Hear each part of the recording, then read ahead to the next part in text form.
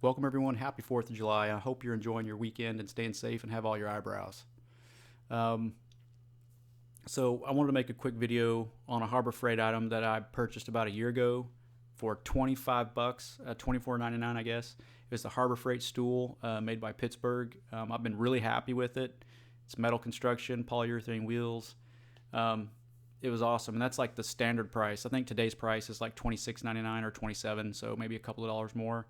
But other offerings like what Griot's Garage has, they're charging 5 times that, and I don't think the form factor is right for detailing, but whatever. That's kind of what you're looking for. So don't waste your money on crap that you don't have to. We all know things at Harbor Freight aren't created equal, and this is just one of those little gems you can get. Yeah, I just highly recommend it. I'll leave a link below so you can check it out. I wish I were sponsored by them to get some kickbacks to raise the channel some money, but that's not the case. This is just tools. I'll just keep doing tool reviews as they come. This is actually probably the first one that I've done. So anyway, hope you guys enjoyed it. Please like and sub, all that good stuff. See you next time.